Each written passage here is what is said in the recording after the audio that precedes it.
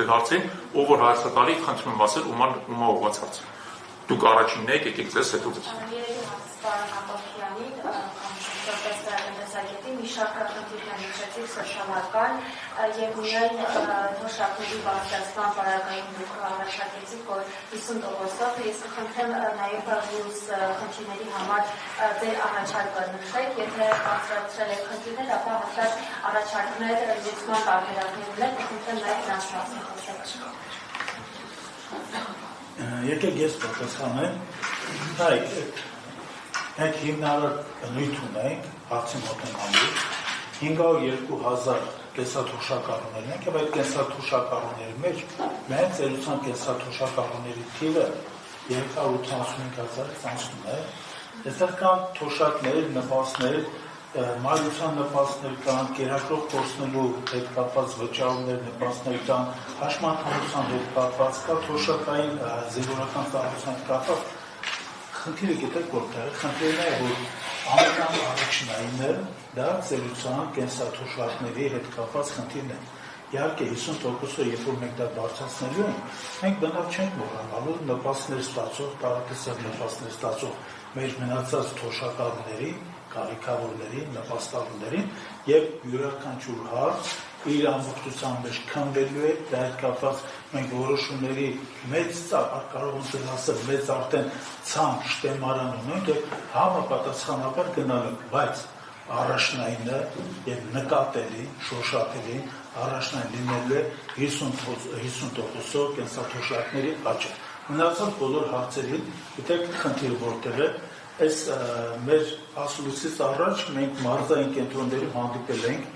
աշխատավորության հետ, հանդիպել ենք թոշակային տարիքի մարդկանց հետ, նրանք այս բոլոր հարցերին փայլուն տիրապետում են, բարձրացնում են խնդիրները, որոնք որ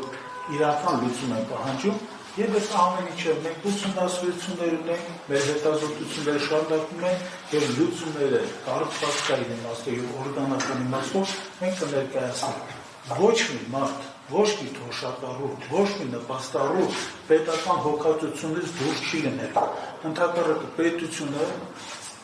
եւ ցանկացած իշխանություն պետք է երես չդարձնի այդ 500,000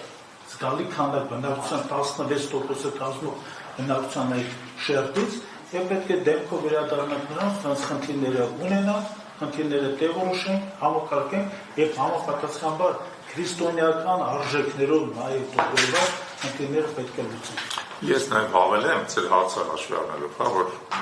մենք իհարկե երկրում ունենք սոցիալ-տնտեսական մի շարք շատ սուր եւ մեծ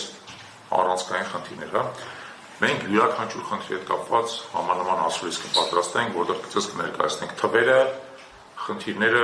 միջազգային պրակտիկան, լուծումները եւ այլն, որպեսզի դա լինի համակարգված, էլի։ Դրա համար հիմա ցած դա հարց ու պատասխանով տենք բան չանենք։ Հայաստանի նախագահը հայտարարեց, որ բյուջեի հետ կապված խնդիրներ չկա, նորմալի խնդիր չունենք։ Հիմա ինչ է ստացվում, այս խնդիրները որ չեն լուծվում, ցանկության բացակայություն է, թե այդ ոչնչով հանգամանքներ կան։ Ինձ թվում է ես արդեն բացատրեցի։ Գումարները բյուջեի ուղղվում են սեփական քաղաքական գերակայությունների վրա, ռեպրեսիվ ապարատ պարելու վրա, ըստ էության այնպիսի ծախսերի վրա, որից օգտվում են իրենց այսպես կոչված բիզնես գործընկերները,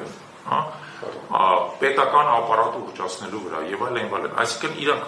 պետական պարտքի մասները ես ասացի, թե ինչպես է ուռճացել եւ պետական պարտքը նրանց սպասարկում։ Այսինքն դա իրանց գերակայություններն են։ Մեր գերակայությունները նրանում է, որտեղ մենք միջոցները խնայենք եւ դա ուղենք մեր առաջին առավելապես սոցիալապես անապահով կոչելի խավերի վրա, դա կենսաթոշակառուներն են, բայց այո, նաեւ բազմազավակ ընտանիքներն են, սահմանամերձ բնակարարում բնակվող ընտանիքներն են, հաշմանդամներն են եւ այլն։ Հարցի պատասխանեմ նայ։ Մենք խնդիր ունենք, որովհետեւ հայտարարություններից զատ կա հայտարարությունները կատարելու ոչ թե համարձակություն, այլ ողջամտություն։ Արդյոք այդ գումարները կան, արդյոք այդ հարցերը կան, հարցերը հետազոտված են թե ոչ։ Նույնիսկ Սյունիքում այս կատարեց վարչախմբի ղեկավարը եւ նրանք փորձում էին հարց պատասխանների միջոցով իբրև պետական կառավարում իրականացնել, բարձրաց որ ջրօգտագործողների թիվը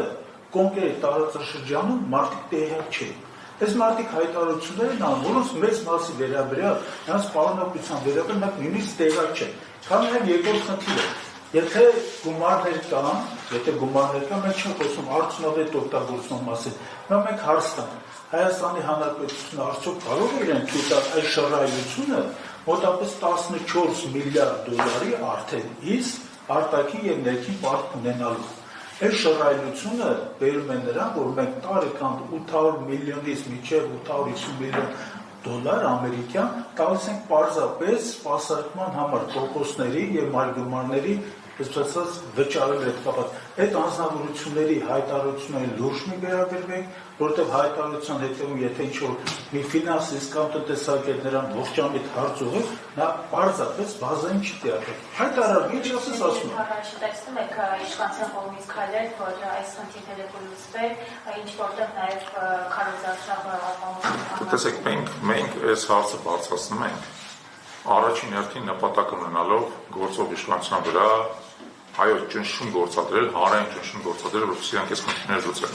Բայց փորձը ցույց է տալիս, որ ցանկացած խնդրի, որ իրենք ձեռք են տալի, ոչ թե լուծումն էլ ավելին բարդացնում։ Ոստի ամեն հավանականությամբ այս խնդիրները կլուծվեն արդեն հաջորդ իշխանությունների օրոք եւ հուսով եմ մենք էլ դրան անմիջական մասնակցություն կունենանք։ Ուրիշ հարցեր դուք հարցնում եք։ Պարոն Շարադյան, արդյոք հաշվարկել եք, որ նշում եք 50%-ով թոշակները կբարձրացնեք, դա բավարար կլինի, որ թոշակառուն արժանապատիվ ապրի, որ երկրի օրինակն եք այսպես ուսումնասիրել, օրինակ ծառայել, Տեսեք, մենք ես միանգամից պատասխանեմ, մենք չենք կարծում, որ 50% բարձրացումը մեր կենսաթոշակառուների բոլոր խնդիրները կլուծի։ Եթե ուշադրություն դարձրեցիք, մենք ասենք հետևյալը, մենք հիմա ուզում ենք լուծենք առաջիկա 2 տարիներին նվազագույն խնդիրը։ Այսինքն, որպեսզի կենսաթոշակների բարձրացումը եւ հետագայում ինդեքսացիան հնարավորություն տա մեր կենսաթոշակառուներին գոնե կարողանալ սպառել նվազագույն սպառողական զամբյուղը, գոնե։ Դա, բայց ասեմ ձեզ, դա մեր երազանքների բանը չի, սահմանը չի։ Բնականաբար մենք պետք է կարողանանք ժամանակի ընթացքում այդ թիվը բարձրացնել։ Տեսեք, հիմա այս տարվա դրությամբ միջին աշխատավարձ, միջին կենսաթոշակ հարաբերակցությունը 6 անգամ դա հսկայական եւ աբսուրդ թիվ է, դա նշանակում է, որ մարդը հենց աշխատանքի շուկայից տեղափոխվում է վաստակած հանգստի, իր եկամուտը միջին հաշվով 6 անգամ նվազում է, այսինքն նրա կենսամակարդակը 6 անգամ վատանում է, կտրուկ վատանում է։ Դա ընդհանրապես ասած աշխարհում չտեսնված, չլսված պրակտիկա է։ Գոնե պետք է ձգտել նրան, որ ասենք այդ հարաբերակցությունը լինի 3 անգամ, իսկ երկարաժամկետ հեռանկարում 2 անգամ։ Բայց եկեք սկսենք այն խնդրից, որը կարող ենք լուծել հիմա, որտեղ ինչի մենք հիմա պատկերացնում ենք։ Այս խնդիրը ինչպես է լուծվում։ Մենք ձեզ ցույց տվեցինք, հիմա նորից կրկնեմ, էլի, ցույց տվեցինք 50%-ով բարձրացումը ինչ միջոցների հաշվին է տեղի ունենալու։ Եթե Հայաստանում շարունակվի դրանից հետո տնտեսական աճը, իսկ եթե եմ ասում, որտեղ այս իշխանության օրոք կասկածել է, բայց եթե մենք գանք իշխանության, շատ ավելի մեծ է հավանականությունը, որ տնտեսական աճը կայուն հետագծի վրա կլինի։ Եվ դա կբերի հավելյալ միջոցներ, եւ մենք պարտավորված ենք մենք զգում եւ հանձնարարություն ենք վերցնում այդ հավելյալ միջոցները ուղղելու նաեւ մեր առավել սոցիալապես անապահով խավերի կենսամակարդակի բարձրացմանը։ Խնդրեմ։